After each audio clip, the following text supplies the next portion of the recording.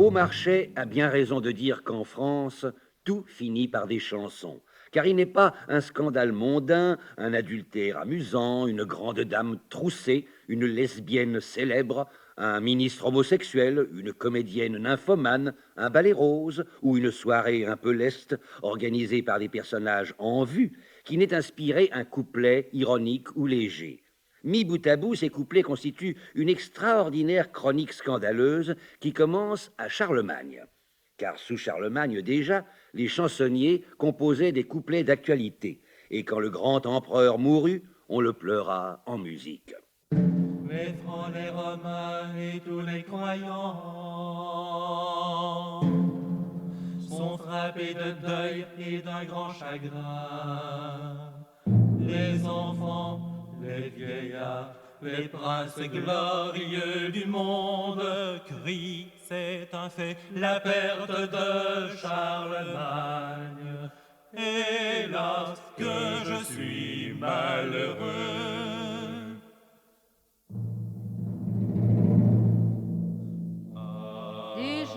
Déjà, des fleuves de larmes ne cessent de couler.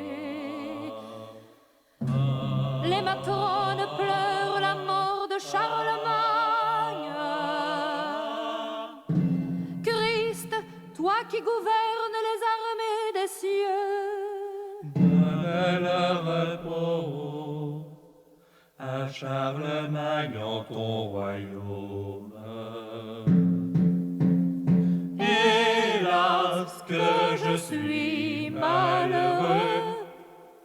Ce n'est pas une chanson satirique, direz-vous. Elle n'en a ni le style, ni le ton, sans doute. Mais il n'est pas interdit de penser que l'outrance des images et le ton emphatique de cette complainte ont fait sourire ceux des Francs qui n'étaient pas des admirateurs inconditionnels du grand Charles, je veux dire de Charles le Grand. Les autres chansons sont d'une drôlerie plus directe, je m'empresse de le dire. Elles témoignent également d'une liberté de langage qui risque d'étonner. Cela tient au fait que nos ancêtres avaient une santé morale qui leur permettait de tout dire avec une superbe absence d'hypocrisie. Avant d'aller plus loin, il convient peut-être de présenter quelques-uns des chansonniers de ces temps anciens et de corriger l'image douceâtre que nous ont laissée les romantiques du gentil trouvère ou du galant troubadour, éperdu d'amour et de respect pour une dame inaccessible. Voyons par exemple Guillaume IX d'Aquitaine, comte de Poitiers, qui vivait au XIIe siècle. Ce troubadour, d'un cynisme qui dérouterait les psychanalystes, se présente en ces termes. On m'appelle maître infaillible, la femme qui m'a eu un soir, le lendemain veut me ravoir. Dans ce métier, je puis le dire, je suis si fort qu'il peut me procurer mon pain en tout pays. Au XVIe siècle, les chansonniers s'attaquèrent à Diane de Poitiers, soulignant de façon peu galante la grande différence d'âge qui existait entre la favorite, alors âgée de 50 ans, et Henri II, qui n'en avait que 29. Et l'on chanta ces couplets adressés à Catherine de Médicis, l'épouse trompée, que l'on appelait familièrement Catin, du diminutif de son prénom. malgré son grand âge, Diane ce soir à Blois est en chasse, je crois, pour y forcer un roi. Ah, Catin, Catin, quel dommage! Déesse peu sage, la vieille ira de nuit sonner un halali qui aura lieu au lit.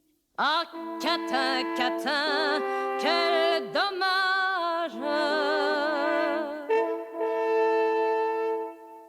Plus tard, le rôle joué par Diane de Poitiers dans la guerre religieuse inspira aux chansonniers ce couplet sans embâge. Aux pauvres, pauvres protestants que l'on mène au bûcher ardent, c'est Diane qui vous fait brûler. Les yeux crevés, tondus, pendus, car on allume les bûchers avec le feu qu'elle a au cul. ce qui sans doute était leste, mais résumait assez bien la situation. Bref, Diane était généralement détestée, au point que lorsqu'Henri II la trompa avec Lady Fleming, jeune gouvernante de Marie Stuart, tout le royaume exprima sa joie en chantant une petite chanson fort badine. Il s'est fait écosser le jonc par une fillette d'Écosse. Diane les vit sur le gazon, son œil brilla noir et féroce. Oh le joli jonc, bon, bon, bon, bon, mon compère. Oh le joli jonc, le joli jonc. Et chacun vit que le croissant,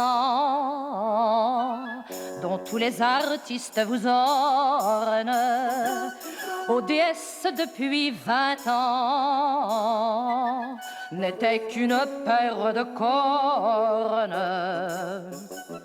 Fini les joies de l'éperon, fini la course à l'aiguillette, le roi préfère pour son jonc les fraîches et jeunes motelettes.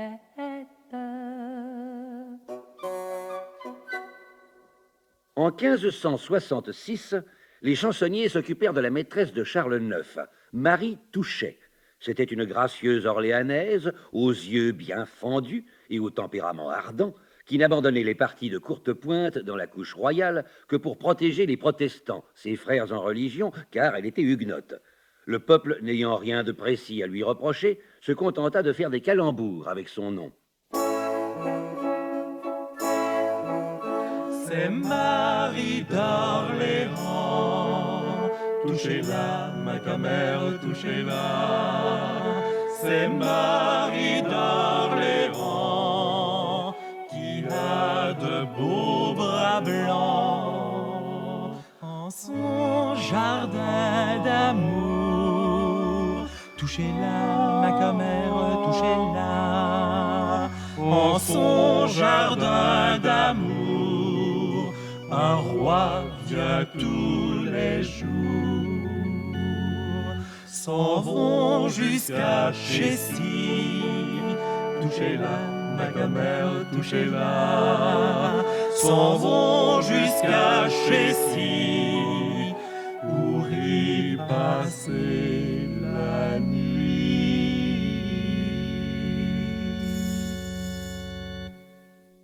Avec Henri III, les plaisanteries allaient devenir plus équivoques, on s'en doute. C'était aux mignons, si j'ose dire, que les chansonniers réservaient leurs verges.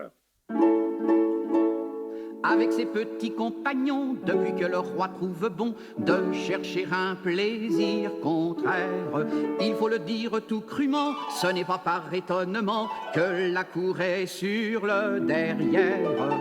Sur le derrière. Ces pamphlets n'empêchaient pas Henri III de se montrer en public, entouré de ses favoris, auxquels, sans pudeur et sans honte, il mettait main à la fesse. Chacune de ces petites exhibitions donnait lieu à des couplets moqueurs, et François d'Épinay de Saint-Luc, le préféré, inspira cette petite chanson. Saint-Luc, le plus beau des mignons, sais-tu que le bout de ton nom, comme toi, peut se retourner et former, afin de te désigner mieux, ce nom 100 fois plus glorieux, 100 fois plus juste et mieux venu de Saint-Cuc. Au XVIe siècle, les guerres de religion s'accompagnaient parfois de couplets fort légers, que les historiens omettent généralement de citer, rendant ainsi cette période très ennuyeuse. En voici quelques-uns qui donneront une idée du ton qu'employaient fréquemment les Huguenots pour défendre leur sainte cause.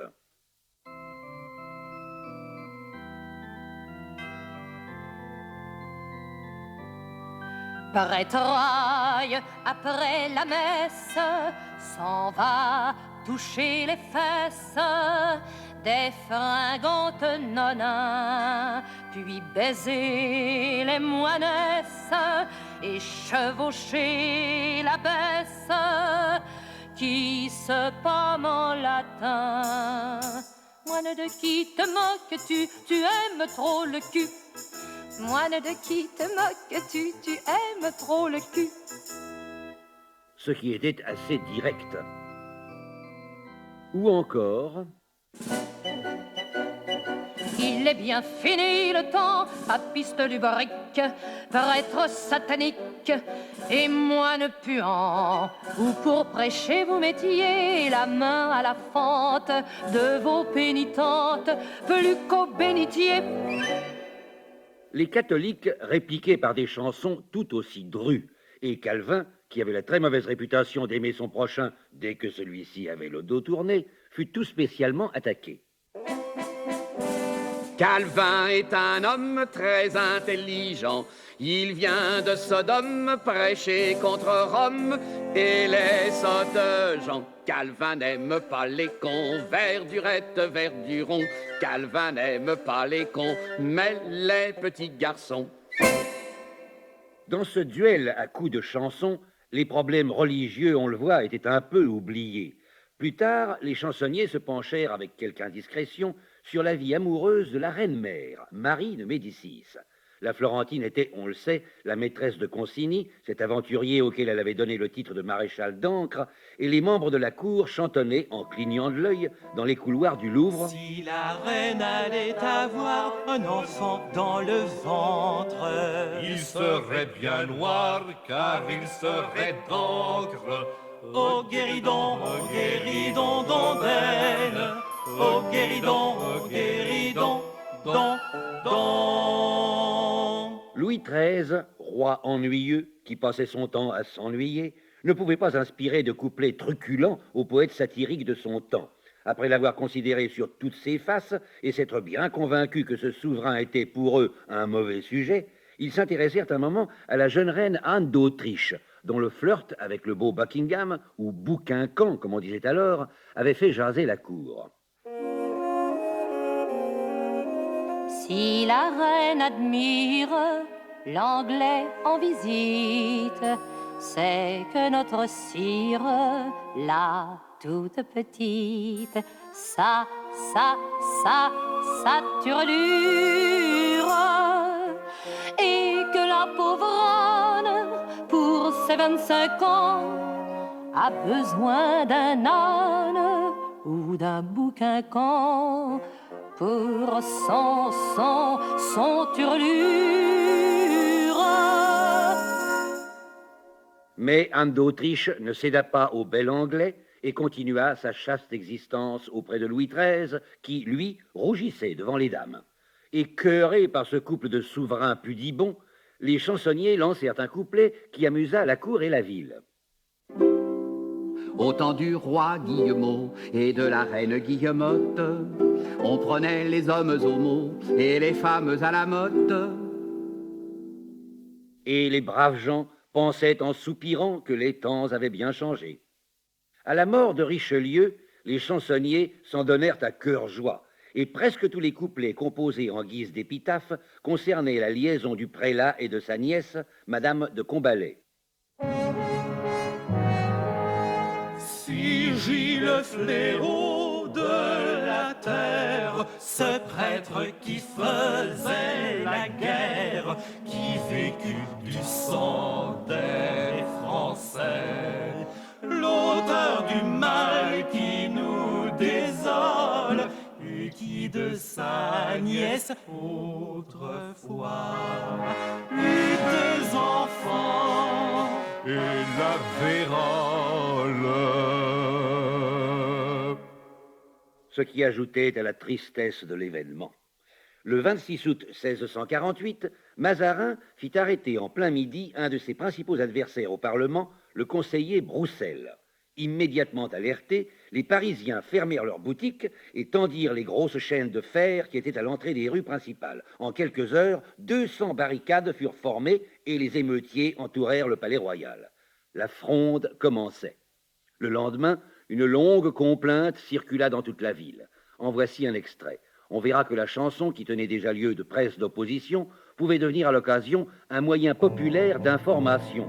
Il s'agit en effet d'un véritable reportage sur la journée d'émeute. Ce fut une étrange rumeur lorsque Paris, tout en fureur, s'émut et se barricada. Alléluia. Sur les 2 heures après dîner, dans la rue Saint-Honoré, toutes les vitres l'on cassa. Alléluia. Le maréchal de l'hôpital fut sur le pont Neuf à cheval afin de mettre le holà. Alléluia. Un tas de faquins en émoi lui fit crier « Vive le roi !» tant de fois qu'il s'en enrhuma. Alléluia. On vit monsieur le cardinal, de rage que tout allait mal, ronger les glands de son rabat. Alléluia. Si les bourgeois eussent voulu, le cardinal était pendu, mais son bonnet on respecta.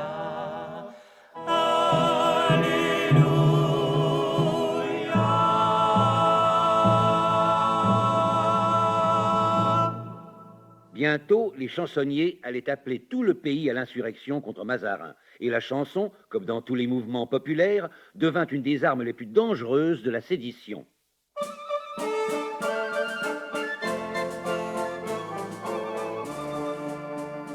Bourgs, villes et villages, le tocsin il faut sonner, rompez tous les passages qu'il voulait ordonner. Faut sonner le tocsin d'un pour pendre Mazarin. Il fout notre régente et lui prend ses écus, et le bougre se vante qu'il l'a foutu en cul.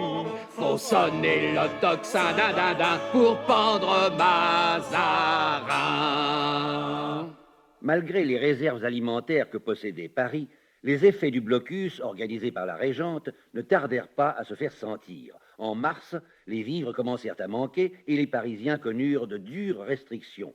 Pour se nourrir, on sacrifia tous les animaux domestiques, les chiens, les chats, les oiseaux de volière. Le peuple pourtant conservait sa bonne humeur et s'amusait des étrangetés provoquées par la situation. Aussi, imagine-t-on aisément les plaisanteries qu'il fit en apprenant qu'un procureur mal avisé avait commis l'imprudence de manger un âne.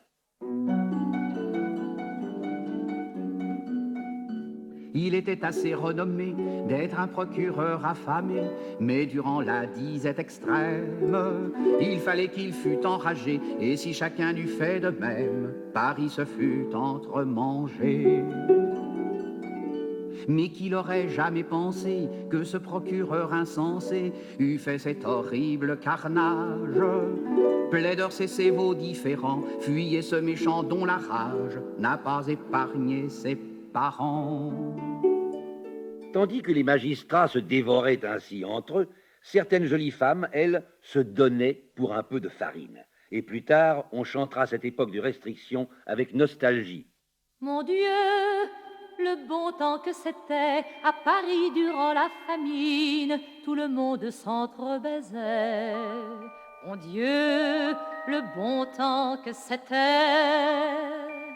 La plus belle se contentait d'un simple boisseau de farine.